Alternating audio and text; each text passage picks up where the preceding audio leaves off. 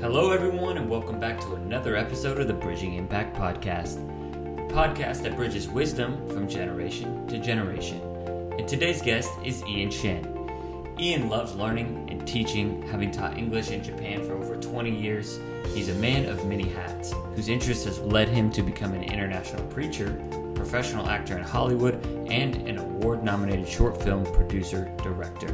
Now, as a strategic results life coach, trained by Tony Robbins and Chloe Madonis, Ian's mission is to help others strengthen their mindset and emotional resilience to know themselves better so they can become vehicles of empathy and impact in service of the world. So in our conversation today, we talk about just that. We talk about how to model empathy. We talk about how to have civic dialogue and engagement and the lessons that he learned at teaching English in Japan. So without further ado, let's dive in. Hello, Ian, and welcome to the Bridging Impact Podcast. I am thrilled to have you on today and have our conversation around who knows what we dive into today. That's right. So with our first question of the day that we always ask every single person we interview is, what is your definition of impactful leadership, and how does impactful leadership show up in your everyday life? Thing. Well, first, thank you, Justin, for really giving me the opportunity to participate in what you're doing. I remember being on Twitter and being drawn to your own little profile blurb about human potential, and I figured, this person sounds interesting. So I'm very glad to see what you're doing and being honored to be a part of this.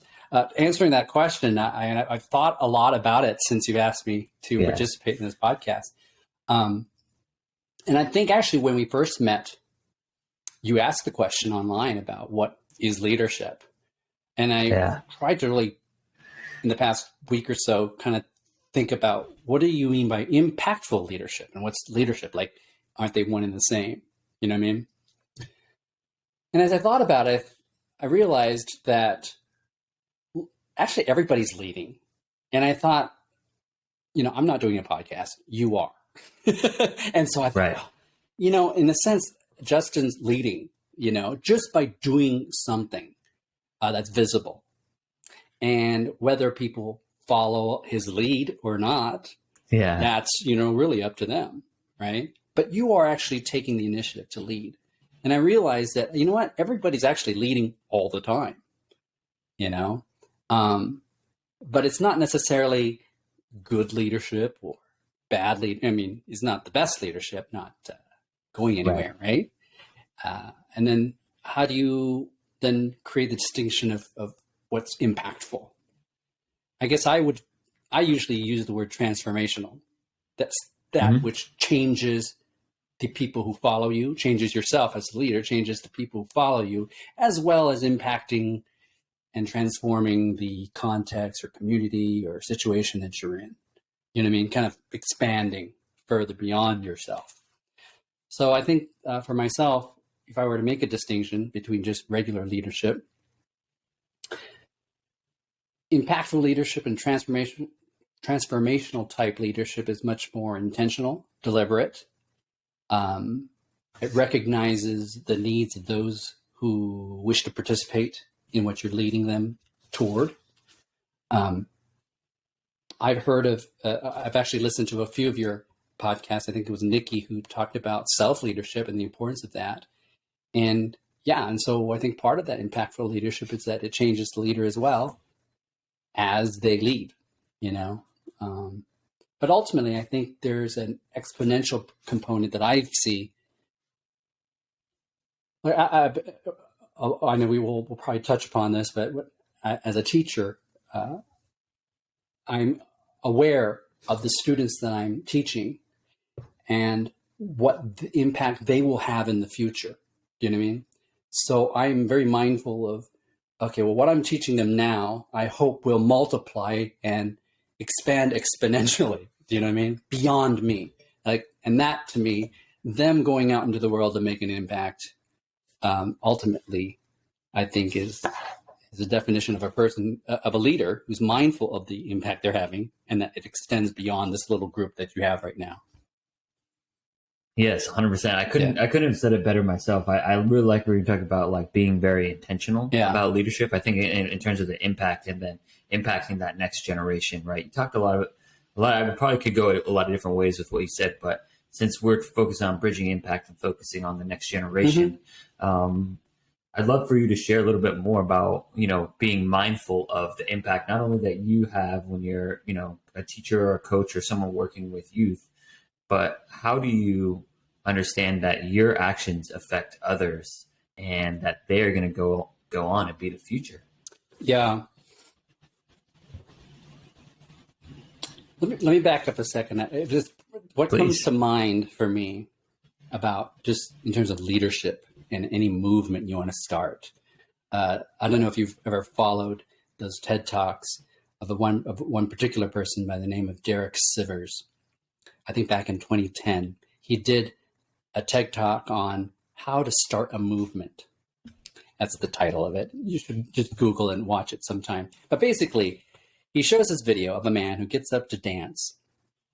And the man is just dancing I don't know if there was music, but he just gets up. It's just one lone person on probably a park in San Francisco, He's just dancing around, just moving around. It looks so much fun. Now, of course, if you're sitting there in the park, you're just watching, you're like, oh my God, what a crazy person, right? Yeah, right. He's just like dancing and maybe some music, but he's just all by himself. But he's just dancing away. Then someone else gets up and joins him. And then he's also dancing away. Next thing you know, like one person after another gets in on this dancing, right? And so before you know it, there's this huge crowd of people dancing. That to me is just an example of leadership, but it's kind of like nobody planned it.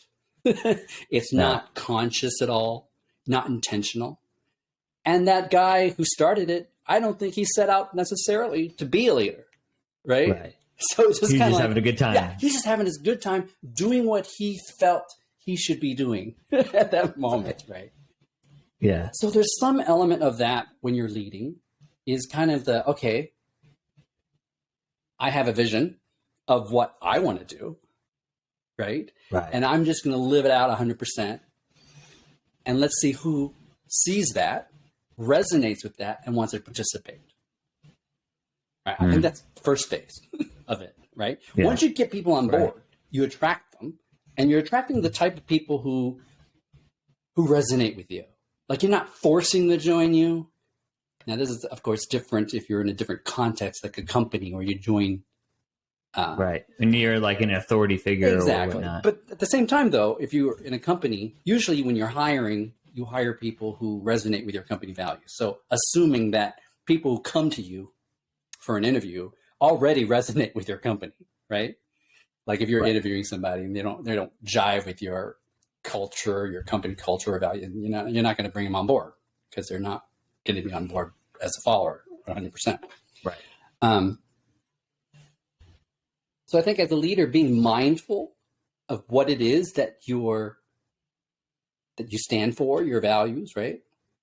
Yeah. And that you are clear about that and can convey that by, in a sense, really embodying it in you. Most people follow people because they are somewhat charismatic. There's a lot of charismatic people we know that people follow, right? Right. No one follows kind of blah, blah, blah, boring people. Me. Yeah. Or you got to have something that people go, I want. Little pizzazz. There you go. Yeah. A little pizzazz. You got something that I want to touch. Right. And now that you're living in LA, you can there's that ethos of celebrityism all over the place, right? Mm-hmm. So influencers, you name it. Yeah. So I think that's, one element of that. I know some people call it the it thing. Some people call it charisma.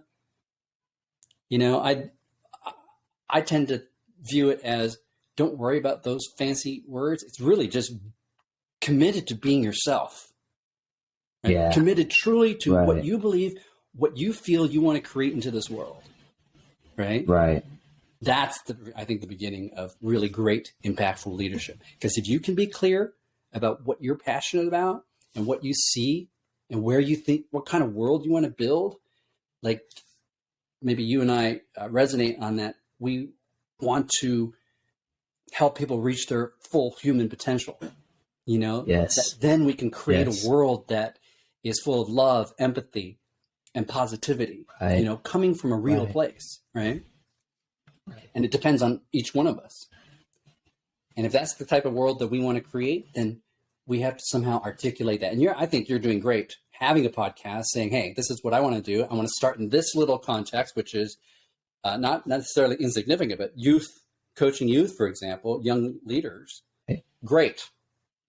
That's where it begins for you, in your context. Yeah, most certainly. Yeah. And kind of what I'm almost hearing in there is like, you got to be honest with yourself. And I think this is something that I kind of I've gone through as just a young leader in general, and just being a young human is figuring yourself out, right? Like we had a conversation pre-pod, talking about, both of our own journeys, right? But I've gone through, so I'm from a small town, and right now I'm in a major city, but in the midst of that transition, I was trying to figure myself out in college, right? Am I this, big partier business guy? Am I this kind nonprofit dude, right? And, I'm a person that kind of goes all into one thing. And I'm learning to work with a lot more and things can exist. Like I can be a very kind-hearted individual and also enjoy, having a good time on the weekends, like that. Those both can exist. Sure. I think. Yeah. And in society, all the time we're thinking about all or nothing. And so I had to start being more mindful about that and more mindful of how I show up as a leader. And I'm curious, because you touched on the word a little bit more. If you could expand on how mindfulness kind of shows up, and you touched about it a little bit, but if you can expand. Yeah, mindfulness is kind of a loaded word these days because everybody has like a different definition, right? Right. Exactly. Yeah. And that's probably very important too about leadership, is being able to define what you mean when you say something.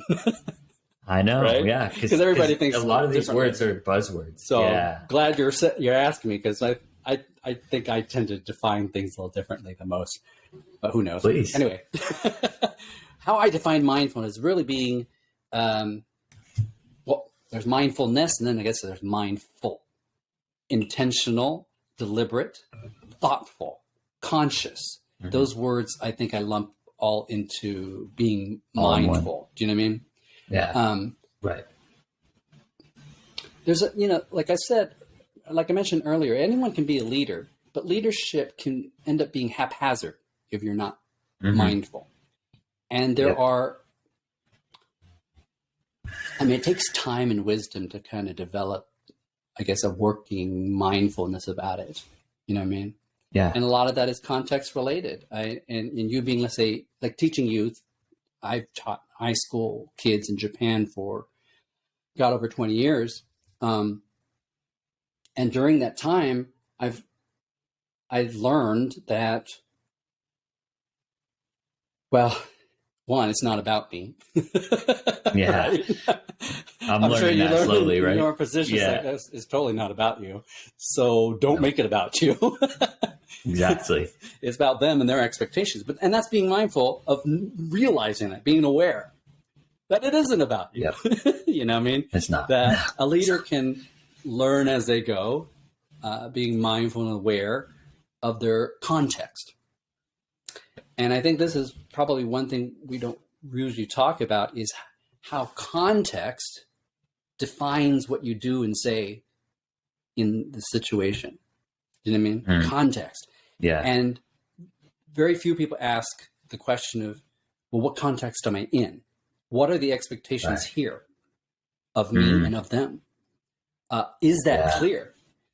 And if I can be explicit about this context, the framework of what's happening, will it help them learn? Like people a lot of times are kind of confused. Let me give you an example in sports.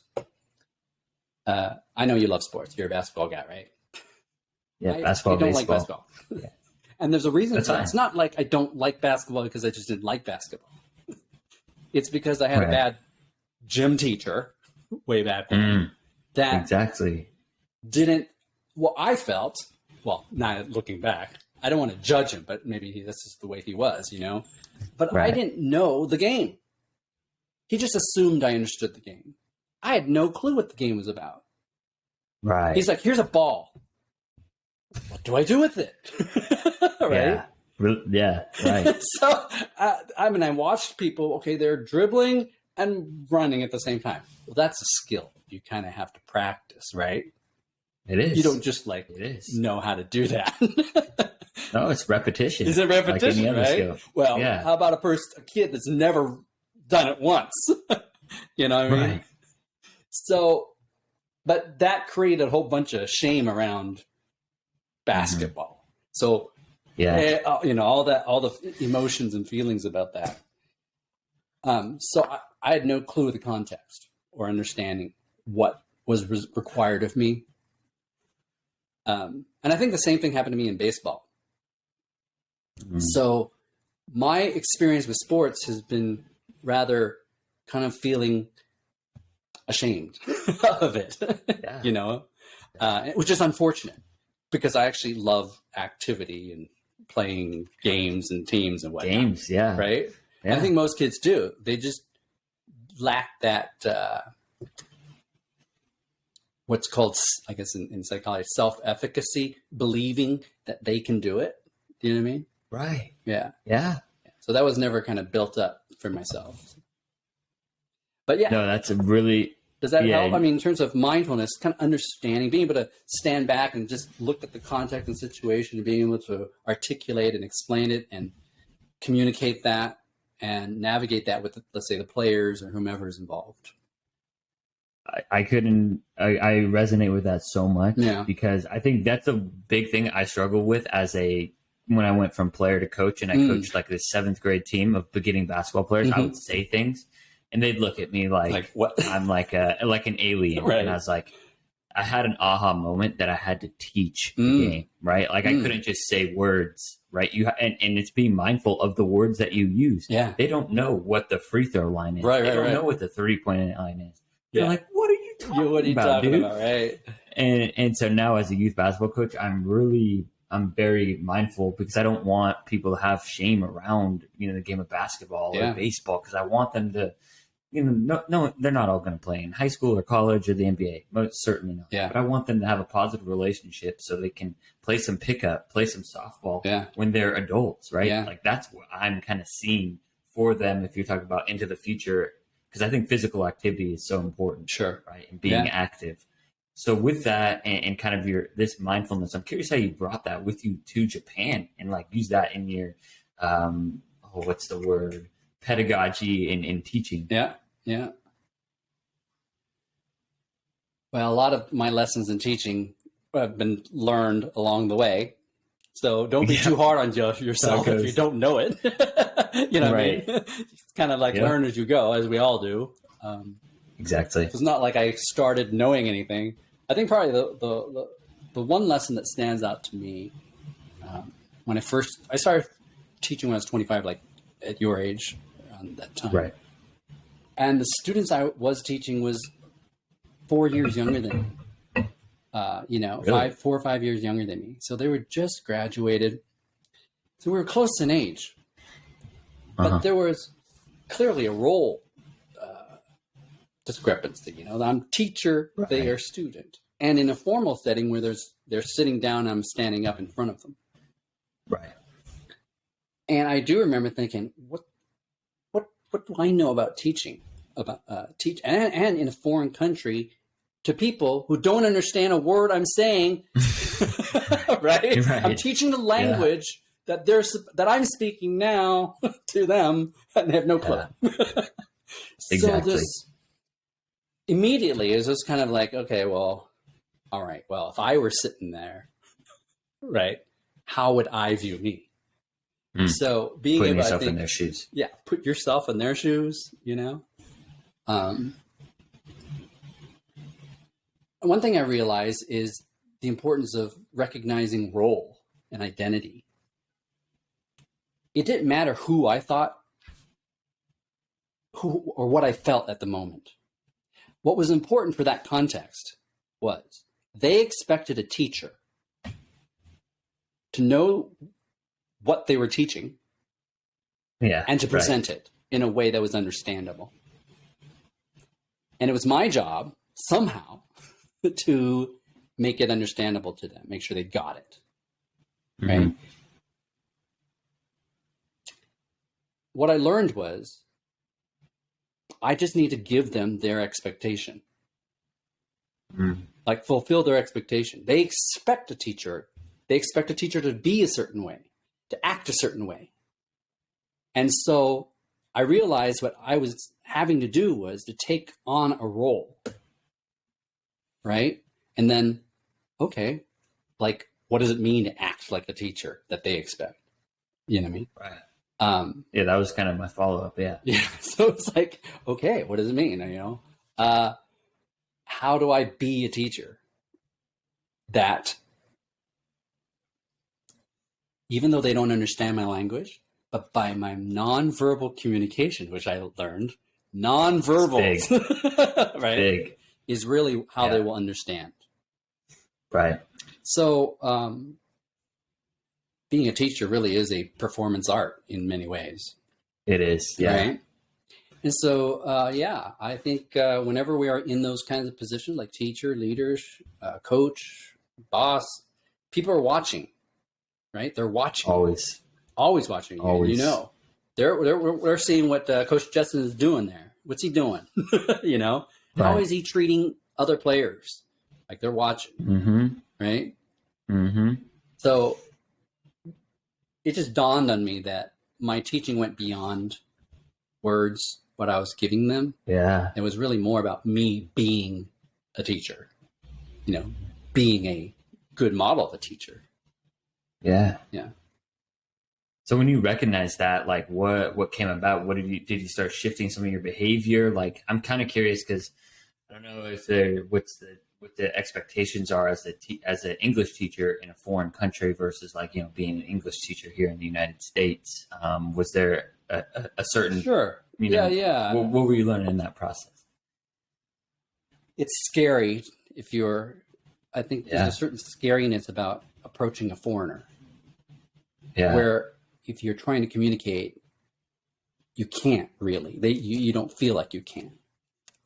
Right. What I realized with language learners, at least the Japanese, is a great desire to connect with you, but they're scared to death to do it. Yeah. Right. So how do you bridge that for them? Yeah. Right? How do you create a space and a context for them to feel that that making a mistake in communication with words doesn't matter. Yeah. I'd rather you try it and just totally mess up and fall flat on your face than not to do anything at all. So I tell them, it doesn't matter if you make a mistake. Just make them all. I'm like, make all your mistakes in this room. Right? Exactly. And then, so that when you get out there, you have less mistakes. Just do it all here. Right? So yeah, I think for myself, really trying to eliminate fear or the opportunity for fear and just create safety and security for them so they can learn and try. Yeah. I think it's so important with the sports, you know, everybody's testing their ability, and wouldn't you say? Oh yeah. I mean, yeah, I like to say if you're not making mistakes, you're not trying, right? Because that means you're not pushing yourself. You're not trying anything new. You're just staying the same. Right. Yeah. And I think I was running like a part in the Boys and Girls Club last year when I was doing a basketball program. Oh, nice. I would make them yell, I love mistakes, you know, to try and get that ingrained, because it's not ingrained, right? They want to make every shot. They want to make sure they dribble all the time and never get the ball stolen. And, you know, sometimes it is, you know, parents that are putting a lot of pressure, and that's probably a whole nother conversation. But I think creating the safe space, it is a responsibility of the teacher and a coach. Yeah. Yeah. Very much so. So kind of going into, I think where I really was hoping to, and where I just really valued your tweets and what you were putting out into the world, and something that's important to me is I want to kind of begin with it with the cross-cultural connection and bridge that you were able to do. But I also want to kind of move it into kind of the polarization of the world we live in. And, like being able to have civic conversations and dialogue with people we disagree with. But I kind of want to start with the lens of how you did that in Japan first, and then we can take a plane and come back to America and talk a little bit of civic engagement and conversations from there. I actually really appreciated my time in Japan, if anything, to give me a perspective of America. I grew up in the Midwest in Illinois. Okay. Right. And then I moved to California and stayed there for my school years before moving to Japan. Growing up in the Midwest, I had my experiences of being Asian in an all white community, which was, I had to deal with that. Even dealing with growing up in a bicultural home. I'm Chinese. So when I went to Japan, I was just sort of disassociated with my own ethnicity. I don't know if you can understand. It's very difficult it's hard for me to explain. It's kind of like I grew up in a white community. And kids want to belong. So I kind of didn't want to think about my Asianness. I didn't. It was kind of I tried to block it out, maybe not consciously, but subconsciously that happened. Right. It really shocked me when I got to California because there's so many more Asians. I was like, oh my God. Yeah. Where did all these Asians come from? I guess I'm Asian American. Right. Right. So especially going to the university there, everybody's like maybe 50% Asian. I'm like, oh my God. And I felt out of place. Yeah. And then when I went to Japan, interesting. Yeah. Well, everybody's Asian, right? But they're not just Asian. Right. Here's the deal. I was like, they're Japanese, and I'm not Japanese. Right. I look Asian. Right. And as long as I keep my mouth shut and don't smile or anything, no facial expressions, because it's very American to have facial expressions, I guess. We're like walking around and smiling. Right. Yeah. But most Japanese are like, just expressionless. Walking through the station. I realized I had to deal with the whole ethnicity thing. Anyway, from that frame of lens, I gravitated toward, my American identity, being in Japan. Okay. Because everybody else also wanted, oh, you look Asian, so you're kind of comfortable. So let me talk to you a little bit more about, America, what's life in America like. And, but from my perspective, because I was gravitating more toward being American, it made me question, like, what does it mean for me to be American, right? And I was following, everything as I was watching, I think that was back in, I guess internet really was my connection to America, back in the States. And I was noticing as Twitter and Facebook and everything else was coming up, the polarity was getting worse and worse. Right. I find myself, this morning I actually tweeted something about Twitter. I said, Twitter is like a river. I did see. Yeah. I was thinking about this. I'm like, Twitter's like this river, and I try my darndest to stand on the banks of the river, watching the river go by. Right. And I'll notice things, and I realize that many people just wade into the river and get washed down the stream. Like they just go with it, and they can't control it, themselves anymore. And I see how dangerous that is. That we get washed in the fear, scarcity talks, the outrage. You know what I mean? Right.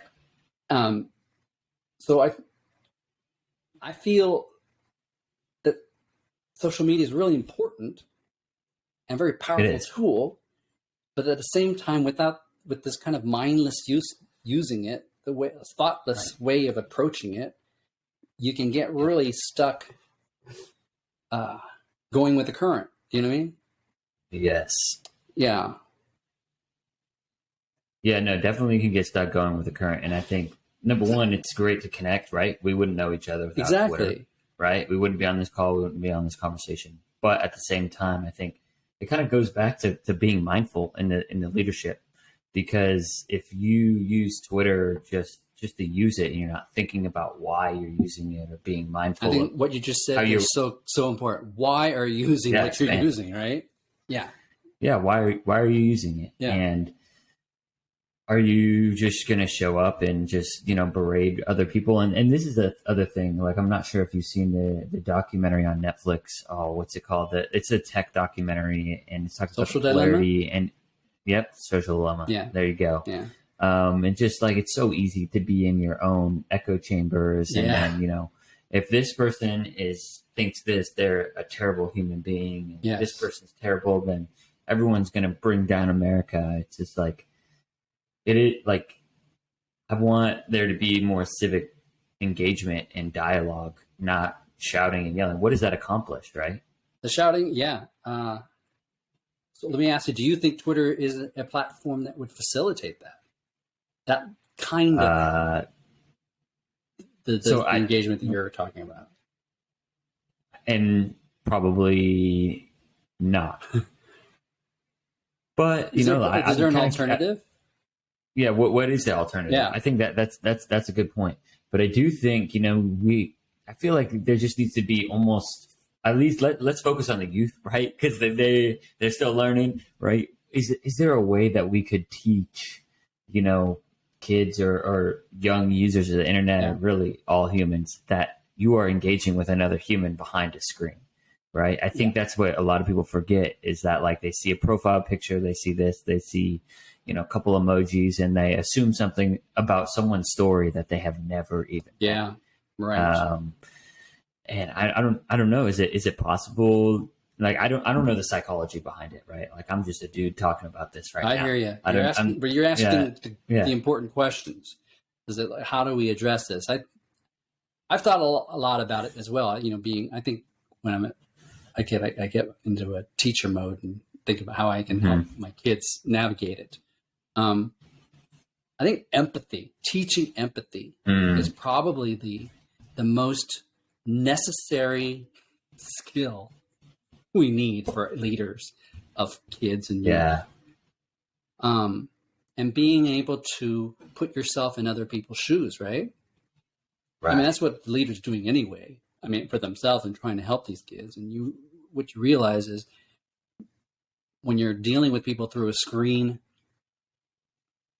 you lack a certain empathy there. I mean, there's a wall that makes it difficult to have empathy. Right. Like, they're not real, Yeah. And it's kind of hard to navigate, because there's so many things that on TV through the screen that isn't real. No. I mean, a lot of things aren't real. Yeah. So you kind of, I worry about my nephew. Like, he is growing up seeing me through screen. Uncle Ian is through a screen. Do you know what I mean? Yeah. Like, there's no, the only, like, last week when he came to visit was the first time I actually met him face to face. But other than that, it's just life through a screen, or knowing his uncle through a screen.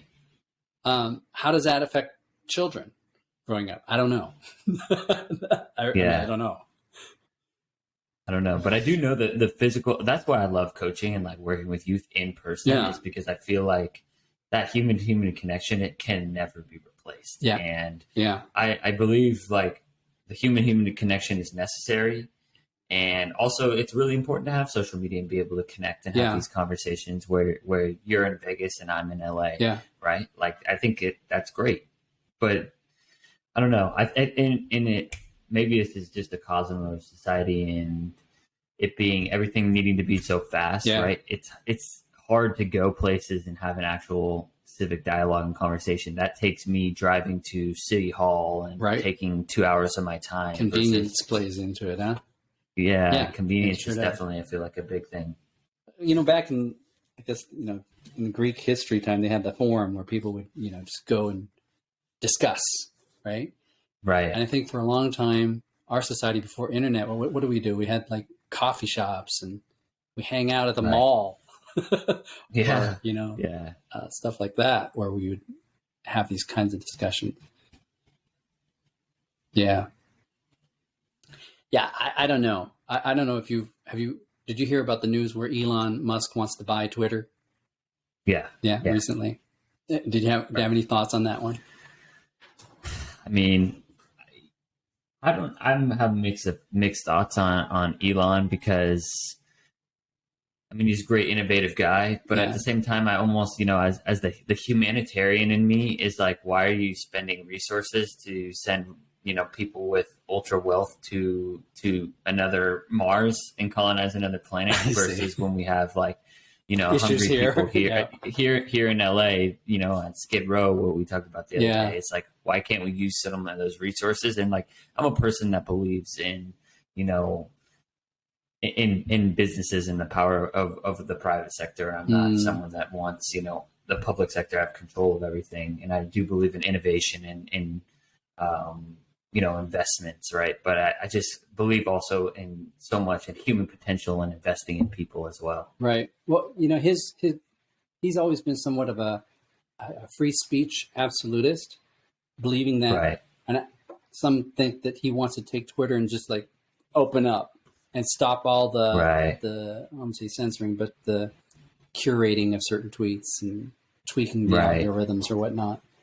Kind of along the point you brought up about polarity. Do you think an all free Twitter would be good for society, where anyone can post and say anything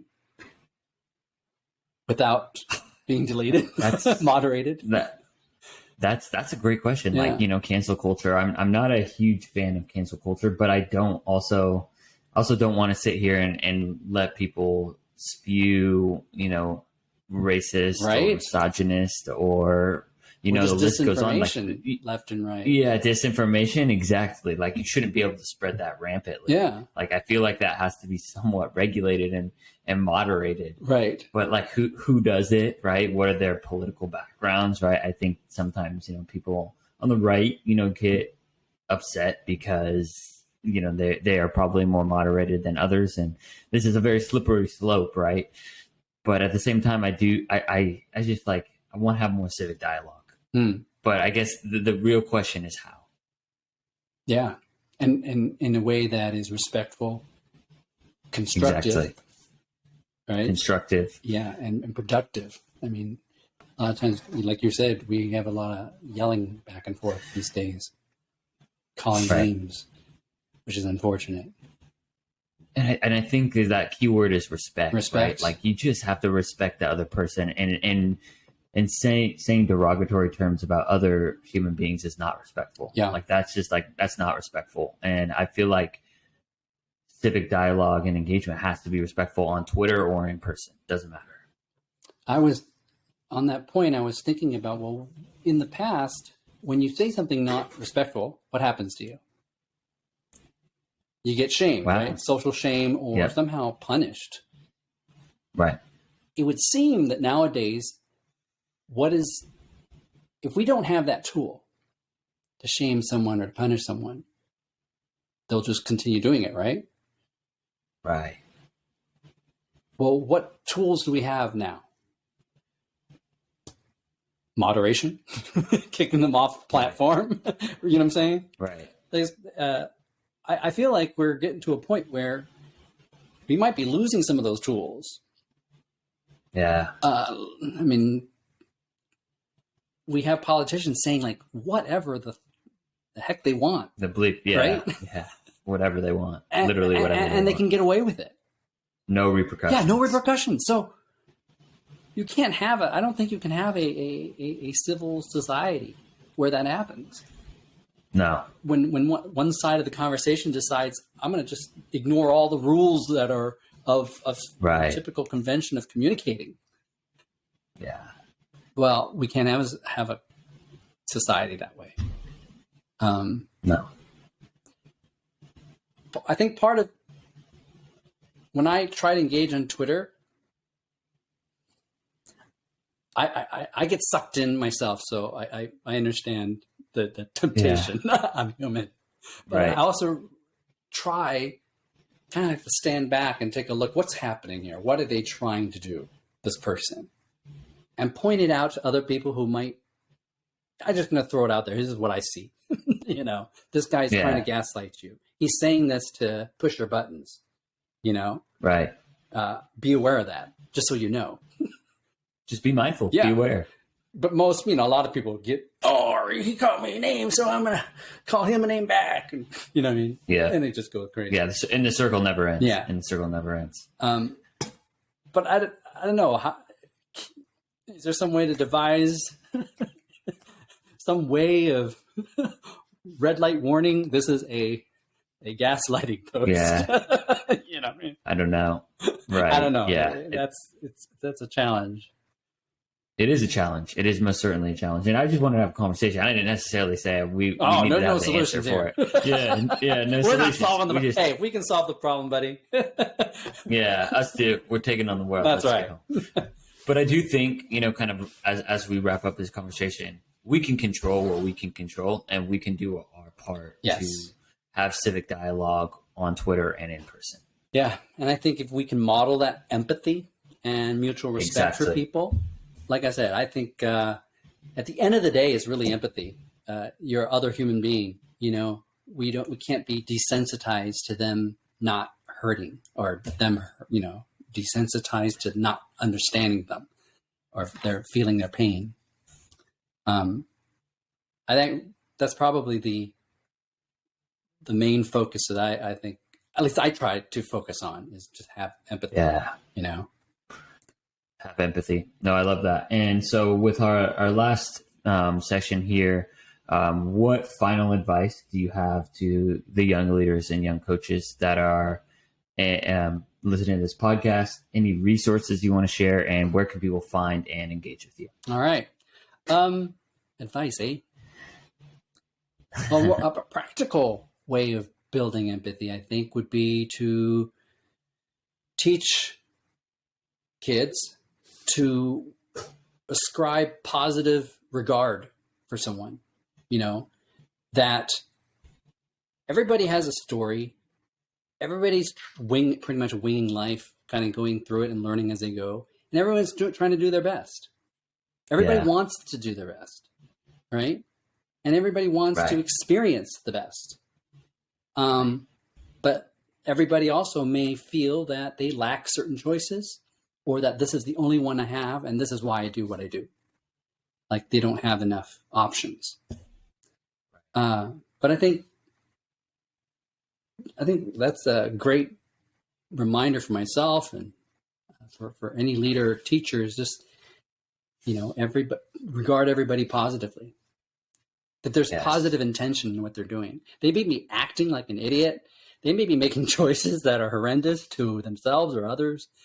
But you know what? They're probably doing that because they're in pain, or they're suffering, or it's a cry for help somehow, But give them the positive intent, the sense that they're doing this because they want a better life somehow. I mean, not the best choice necessarily, but hey, they still want the best life. Right. I think that's probably my advice, is really see everybody with a positive sense, positive eye. I remember one of the first people I interviewed, she said that she always tries to find at least one positive trait of each person that she works with. And I was like, I thought that was brilliant. Yeah. So any resources and where can people connect with you? Resources for empathy. I wish I had some of those. Empathy, mindful leadership, anything we talked about today. There's one place called consciousleadership.io, I think it is.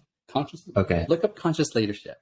They're a great resource for what it means to lead consciously, and what, like I said earlier, consciously being thoughtful, deliberately intentional type of leadership. Yeah. Not reactive, but proactive. Absolutely. That's a great website.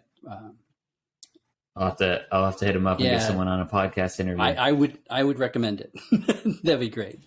If you want to contact me, you can get me at on Twitter, which is twitter.com at Ian Shen, my name, IANSHEN. That's fine. Perfect. All right. Well, thank you so much for your time today, Ian. I enjoyed our conversation. Likewise. I know the listeners did as well. Take care. Thank you for listening to this episode of the Bridging Impact Podcast. We'd love it if you would like, subscribe, leave a comment and a review on whatever platform you're on. It's the best way to help us grow. We appreciate you for doing that. We'll shout you out on social media. I'd also love if you connected with me on social media. Let me know your thoughts. And this is why I do it. I want to share knowledge and wisdom from experienced leaders to people like yourself and myself, so we can have this dialogue and move forward, make an impact on the world. So stay tuned, stay subscribed. Cheers.